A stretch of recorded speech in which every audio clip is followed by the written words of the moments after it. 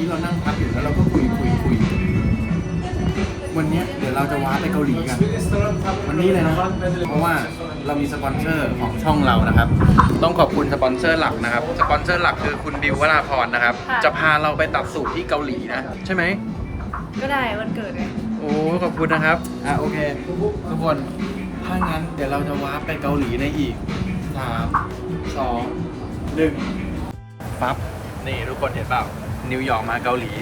ง่ายๆแค่แวบเดียวเท่านั้นเองนะครับถ้างั้นเดี๋ยวคลิปนี้เนี่ยเราจะมาตัดสูตรเกาหลีเป็นอีกเจ้าหนึ่งที่ต้องบินมาตัดที่เกาหลีทั้งนั้นนะเพราะว่าเขาไม่ได้ไปทั้งโชว์ที่ไหนนะถ้างั้นเดี๋ยววันนี้เราพาไปดูกันว่าตัดที่ไหนและเป็นยังไงและเราเลือกตัดอะไรนะครับไปดูกัน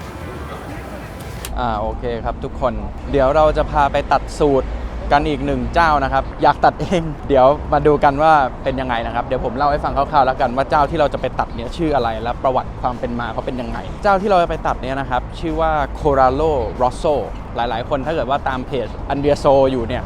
ก็จะเห็นเจ้านี้จะเห็นงานอยู่บ่อยๆนะครับตอนนั้นจะเป็น ready to wear หรือว่าเป็น MTM เนาะที่เราเห็นในรูปของเพจ Andrea So เนี่ยจริงๆชอบงานมานานแล้วเพราะว่าเราก็ตามใน IG เขาอยู่แล้วก็เห็นว่าเขาเนี่ยเป็นสายนาโปลีเนาะก็จะเป็นอิตาเลียนเทเลอริงเป็นซอฟต์เทเลอริงแบบที่เราชอบตัดกันอยู่นี่แหละอันนี้ก็คือที่เราจะมาตัดเนี่ยเป็น bespoke เนาะแล้วเราก็ตัดเป็น double breast คือจริงๆเราก็บอกเขาไว้แล้วแหละว่าเราจะตัดผ้าลายเลือกผ้าไว้แล้วก็กึ่งว่าส่ง measurement ให้เขาเนาะเพราะว่าจริงๆแล้วเขาเนี่ยเป็นเพื่อนรู้จักกับพี่จุงอยู่นะครับบอกว่าเดี๋ยวเราจะมาเกาหลีเนี่ยถ้าเกิดว่าเราเลือกผ้าไว้เลยแล้วก็ขึ้น first fitting มาให้เลยแล้วเรามา first fitting เลยเนี่ยได้ไหมเขาก็บอกว่าได้เดี๋ยวไปดูกันว่าวันนี้ first fitting บรรยากาศที่ร้านเขาเป็นยังไงแล้วก็ภาพบรรยากาศเวลาที่เขา first fitting เนี่ยเป็นยังไงนะครับตอนนี้เนี่ยเราอยู่ที่ลอตเต้คือร้านเขาเนี่ยอยู่ใกล้ๆลอตเต้นะเดี๋ยวเราจะพาเดินข้ามไปซึ่งตอนนี้วิวสวยมากอันนี้คือเราลงสถานีจำชินนะแล้วก็เดี๋ยวเดินข้ามไปเพราะว่ามันได้เดินข้ามทะเลสาบนิดนึงแล้วเราก็รู้สึกว่าน่าจะสวยดีก็เลยถ่ายให้ทุกคนดูวันนี้เป็นบรรยากาศแบบวันเสาร์เนาะคนเยอะนิดนึงแต่ว่าตอนนี้ช่วงนี้นี่ดอกพอดกดนะบานแล้วหรือว่าดอกซากุระนะชิวๆเลยเดี๋ยวพาเดินข้ามไปดูว่าเป็นไง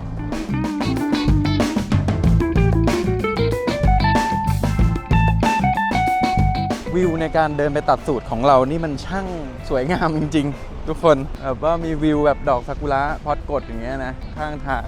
เต็มไปหมดเลยนี่เดี๋ยวเราจะเดินข้ามสะพานข้ามทะเลสาบไปนะครับโอเคทุกคนถ้าเกิดว่าให้เล่าเรื่องของ Corallo Rosso คร่าวๆเนี่ยก็คือ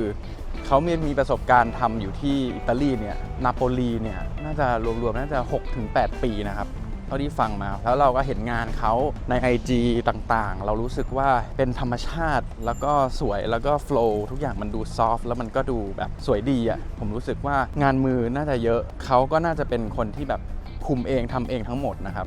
ตัวช่างเองเนี่ยเขาชื่อจินฮงนะก็ถามไปถามมาก็รู้มาว่าเขารู้จักกับพี่จุงเป็นเพื่อนกันพี่จุงก็การันตีมาอีกว่างานดีน่าลองก็เป็นอีกเจ้าหนึ่งที่ทำมือแล้วก็ค่อนข้างที่จะคีปความเป็นนาโปลีไว้มากที่สุดเพราะว่าบางเจ้าที่เกาหลีเนี่ยหลังจากที่ช่างหลายๆคนเนี่ยไปร่ำเรียนฝึกฝนวิชามาสุดท้ายก็จะมาปรับจูนมีมาปรับให้เป็นสไตล์เกาหลีให้มันดูเข้าถึงง่ายกับคนเกาหลีหรือว่าลดทอนความเป็นอิตาลีลงอะไรเงี้ยเพื่อที่จะแบบอาจจะทำราคาได้ไม่ต้องสูงมากหรืออะไรประมาณนั้นเท่าที่รู้มาก็คือ Corallo Rosso เนี่ยเป็นเจ้าหนึ่งที่คีปความเป็นนาโปลีไว้ค่อนข้างมากค่อนข้างสูงเพราะฉะนั้นสูตรที่เราจะมาตัดกันวันนี้เนี่ยก็จะเป็นสไตล์นาโปลีครับทุกคนถ้างั้นเดี๋ยวพาไปดูกันดีกว่าว่าถึงร้านแล้วเป็นยังไงนะครับใครมาก็มาเดินตามเส้นทางที่ผม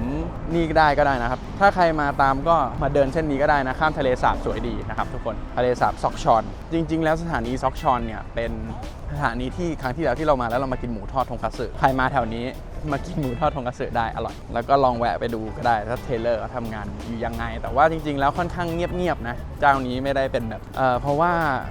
หลักๆเนี่ยเขาไปรับงานอยู่ที่หน้าร้าน Andrea So ซะส่วนใหญ่หน้าร้านเขาที่นี่ก็เหมือนเป็นที่ทำงานเขาก็เดี๋ยวลองดูว่าเป็นยังไงนะครับโอเคเจอกัน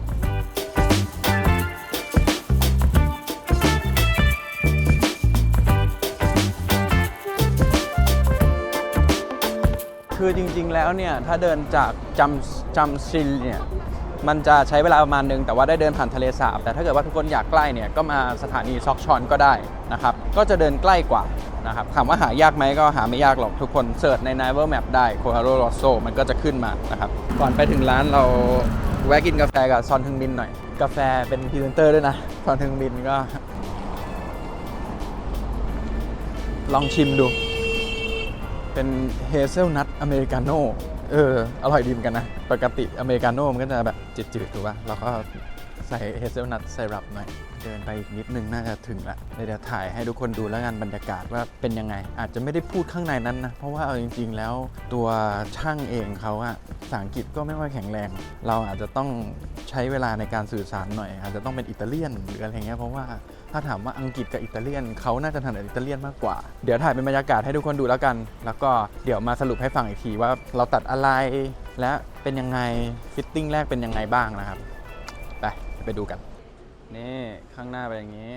เราจะอยู่ชั้น2ของตึกนี้นะครับทุกคนข้างบนเป็นอยู่ตรงนู้น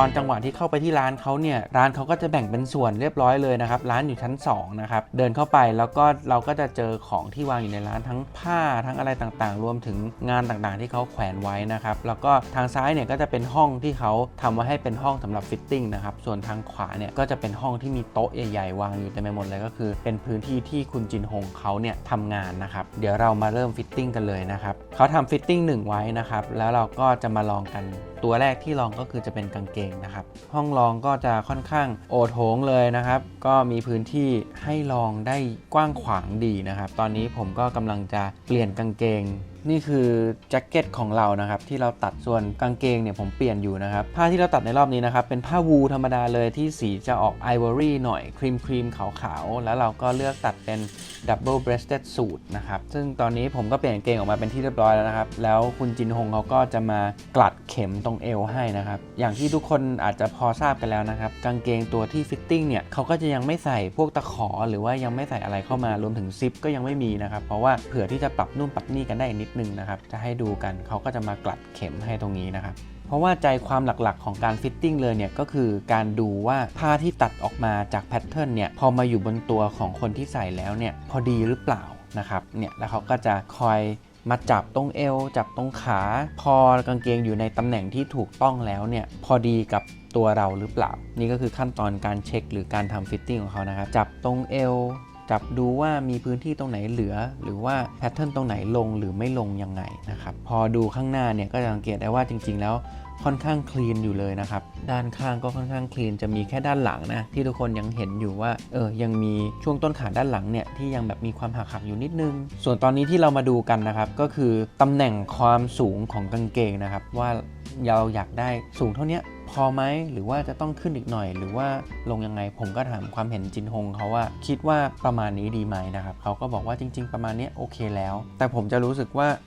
เราเคยใส่กางเกงที่สูงกว่านี้มาผมก็ได้ถามว่าหรือว่าควรจะสูงขึ้นนิดนึงแต่ว่าจินฮงเขาแนะนำว่าเท่านี้เขารู้สึกว่าเป็นความสูงที่โอเคแล้วนะครับโอเคพอเราได้ความสูงที่เราต้องการแล้วนะครับส่วนต่อมาจินฮงก็จะมาจับดูจีบว่าโอเคไซส์ของกางเกงที่ทำมาเนี้ยโอเคจีบทิ้งตัวสวยดีไหมนะครับรวมถึงเก็บด้านหลังนะครับว่ามีพื้นที่เหลืออยู่แค่ไหนควรเก็บเข้าอีกแค่ไหนนะครับเนี่ยเขาก็จะมาไล่เก็บตามรายละเอียดต่างๆนี่เท่าที่ทุกคนเห็นข้างหน้านะครับจะเป็นประมาณนี้เลยนะครับซึ่งจีบจริงๆก็ทิ้งตัวคลีนดีนะครับมีแค่ดีเทลเล็กๆน้อยๆที่เขาจะมาคอยจับดูนะครับเรื่องของความยาวขาก็เขาก็จะดูตอนนี้แหละครับเราก็ให้เขาได้เทคไทม์ของเขาไปนะครับว่าเขาอยากจะปรับตรงไหนที่เขาคิดว่าต้องลดต้องเพิ่มอีกหรือว่าเขาไม่มั่นใจเขาก็จะคอยวัดนะครับขั้นตอนนี้ก็จะประมาณ 5-10 นาทีนะครับสำหรับกางเกงไม่ได้นานมากนะทุกคนเอาจริงอันนี้เราก็ย่นระยะเวลาไปได้ครั้งหนึ่งนะครับเพราะว่าเอาจริงถ้าเกิดว่าทุกคนนัดมาเนี่ยครั้งแรกของทุกคนก็น่าจะเป็นการวัดตัวแล้วก็การเลือกผ้านะครับกับจินฮงนะครับจริงๆอันนี้ผมมาเป็นฟิตติ้งแรกเลยเพราะว่าจริงๆก็ได้รับความช่วยเหลือจากพี่จุงเนาะเรามี measurement ที่เราเคยวัดตัวกับพี่จุงเขาไว้แล้วเขารู้จักกับจินฮงเขาก็เลยส่ง measurement ให้กันได้เขาก็เลยสามารถที่จะขึ้นเป็นฟิตติ้งแรกมาให้ก่อนเพราะว่าผมก็สั่งตัดกับเขาไปก่อนที่เราจะรู้ว่าเราจะได้มาเกาหลีเนี่ยแล้วก็สั่งตัดไว้ ว้แล้วพอเรามาเกาหลีเราก็ได้ถือโอกาสเนี่ยมาเป็นฟิตติ้งแรกนะครับเพราะฉะนั้นก็ย่นเวลาไปได้ครั้งหนึ่งนะครับก็ถือว่าเป็นความโชคดีอันนี้ก็คือผมก็กำลังเช็คความเรียบร้อยและความต้องการของตัวเองอยู่ว่ากางเกงขากว้างไปไหมหรือว่าเล็กไปไหมแต่ผมรู้สึกว่าแพทเทิร์นของเขาเท่าที่ขึ้นมาเนี่ยฟิตติ้งโอเคดีมากเลยคือไม่สลิมไปแล้วก็ไม่กว้างเกินไปเรายังรู้สึกว่าพอเรามองมุมตรงเนี่ยจากกระจกเนี่ยเรารู้สึกว่าขาเราเนี่ยเป็นเชฟกำลังดีนะครับเขาก็จะดูว่าเก็บตรงไหนอะไรเท่าไหร่แล้วเขาก็จะจดในโน้ตของเขานะครับความยาวขาเท่าไหร่เก็บขึ้นอีกเท่าไหร่เก็บตรงส่วนด้านหลังอีกเท่าไหร่เอวเข้าเท่าไหร่ต้นขาจะเอาไว้เท่าไหร่เก็บออกเท่าไหร่หรือเพิ่มเท่าไหร่อะไรประมาณนี้นะครับนี่ก็จะเป็นขั้นตอนที่ช่างเขาก็จะเทคโน้ตของเขาไปนะครับเพราะว่าจริงๆแล้วหลักๆของการฟิตติ้งเนี่ยที่เราต้องการให้ผู้สวมใส่มาฟิตติ้งจริงๆเนี่ยมันเป็นเพราะว่าลักษณะการยืนของแต่ละคนเนี่ยไม่เท่ากันด้วยอย่างผมเนี่ยก็จะเป็นคนยืนที่แอนนิดๆแต่ว่าก็ไม่ได้แอนมากนะครับหลังผมมันจะเอนไปข้างหลังนิดๆนะครับเนี่ยก็คือว่าช่างเขาก็จะต้องดูว่าลักษณะการยืนของเราเนี่ยมันทำให้แพทเทิร์นเขาอ่ะมันบิดไปมากน้อยแค่ไหนแล้วก็มันจะมีโอกาสที่จะทำให้การทิ้งตัวของกางเกงหรือของสูทเองเนี่ยมันอาจจะไม่ได้คลีนจากแพทเทิร์นหลักที่เขาทำมาตอนแรกเขาก็จะต้องมาปรับจากการลองฟิตติ้งนะครับโอเคต่อไปกางเกงเสร็จแล้วก็มาเป็นตัวแจ็คเก็ตสูทกันบ้างนะครับคือผมต้องบอกว่าฟีลลิ่งหลังจากที่ผมใส่เข้าไปเนี่ยผมรู้สึกว่าข้อดีของ Corrado Rosso เลยอ่ะคือแจ็คเก็ตเบามากนะครับคือจริงๆแล้วอ่ะถึงแม้ว่ามันจะยังไม่มี lining นะครับแต่ว่าผมเทียบกับจังหวะที่เราลองตัวฟิตติ้งของสูทหลายๆเจ้าเนี่ยต้องบอกว่าของเขาเนี่ยเบามากจริงๆนะทุกคนเนี่ยในช่วงเนี้ยมันทำให้เรารู้สึกว่าแพทเทิร์นเขาสวยเนาะ Double Breast เพราะว่าเท่าที่ผมมองแพทเทิร์นจาก